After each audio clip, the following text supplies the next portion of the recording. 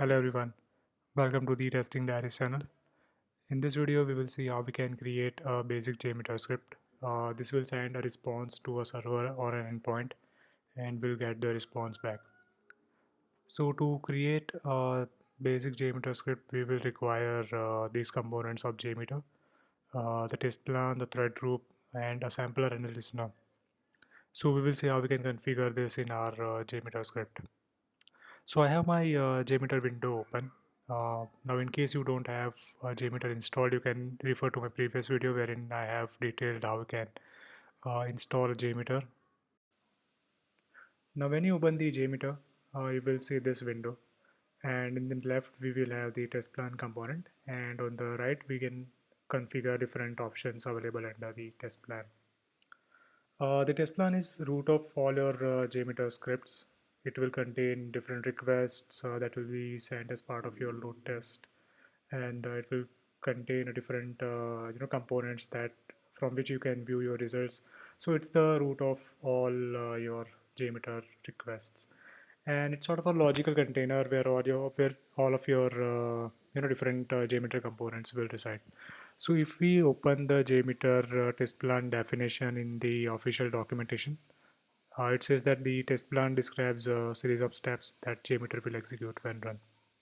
So it's sort of a logical container that will contain the different components which are available for JMeter. Now the test plan is the uh, minimum building block for your test script, and we will add a thread group, add a sampler and a listener under that particular element. Okay, so let's right click on the test plan, and if you click on the add threads and thread group, you will see that the thread group will be added under the test plan. Now what is thread group? So thread group is nothing but a component that creates different threads, and threads are nothing but the number of virtual users. So the virtual users that will be sent as part of your load test to an application. So you can configure the number of users and the ramp up period and different options in the thread group.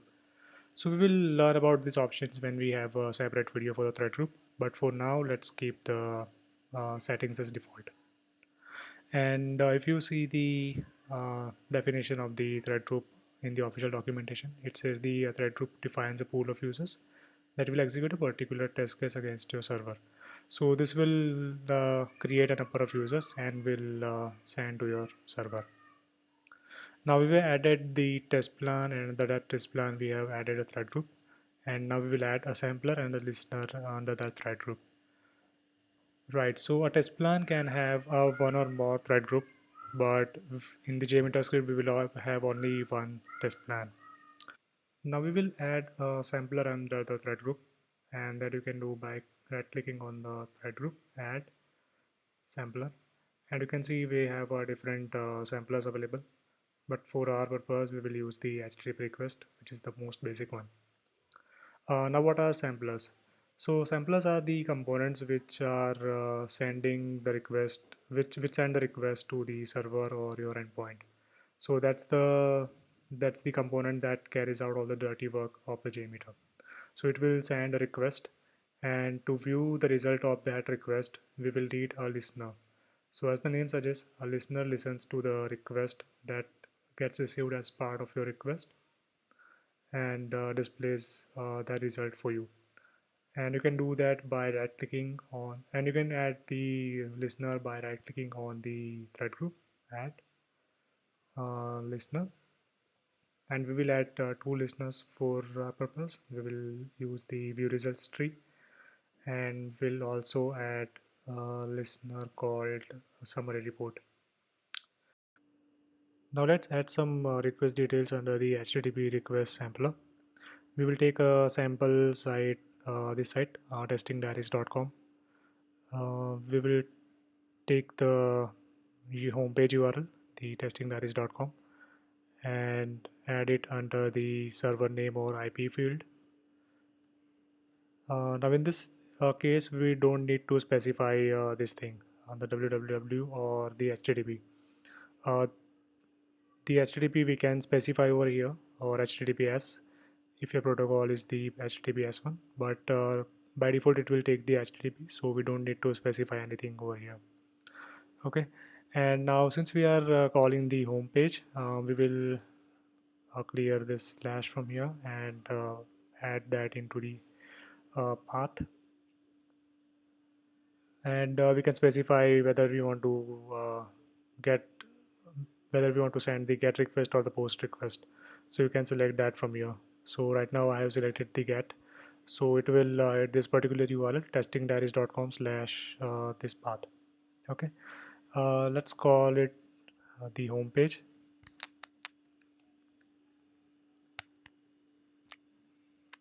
Now if you see, the change of name has been reflected over here, so the request is called the home page. Now let's run it and see if it is returning the correct results. So to run this, we will have to click on this button, green button, and if you want to run this from the options, you can click on the run and click on start. So we'll run it, and it will ask whether we want to save the test plan before running it. For now I'm not saving it, so I'll click on no, and once the request is executed, we can see the response in the view results tree sampler, sorry, listener. So you can see the home page is executed, and it is successful because we are getting the green icon. Let's click on that and we can see the sampler result. It's showing the response code as the 200 OK. We can also see different details like the size in bytes, the header size, and all those details.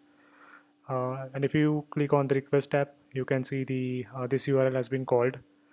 Now if you have, let's say, post data that you are sending as part of a request, so that post data will be displayed over here under the request tab in the request body. And if you check out the response data, here we can see that the response has been received. Right now it's in the text form. I can select it to be viewed in the HTML form as well. And if you select the HTML, we can see the HTML rendering of that particular page. Okay, so this is how we can view the sample results in the view results tree, and the same can be seen in the summary report as well. So summary report shows the average response time, the minimum, maximum, standard deviation, error percentage, and all those different metrics. So you can view those metrics from the summary report, and there are different listeners that you can use to view the results. So if you see, the average response time of the home page is around 1653. This is in milliseconds, so effectively it's 1.6 seconds. Okay. Similarly, we can add more requests under the thread group as well. So if you add a new HTTP request, I'll just drag it under the home page. And let's say we want to call a different page, let's say performance. So I'll just have to copy that URL and add it under the server name or IP. I'll remove all these details, and this path, the slash category slash performance part, I'll have to copy it under the path field. Okay, so this path field will be appended in the server name, so you will have this particular page. Okay, let's call it the performance page.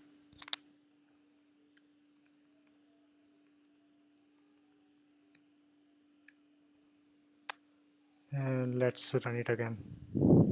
Now before we run this, we can clear these results, and we can do this by this icon or this icon.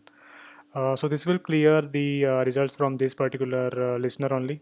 But if you want to, let's say, remove the results from summary report as well, and both like the visual results tree and the summary report, you can click on this clear all button. So it will clear the results from both these listeners, the summary report and the view results tree. Okay, so let's now run this again.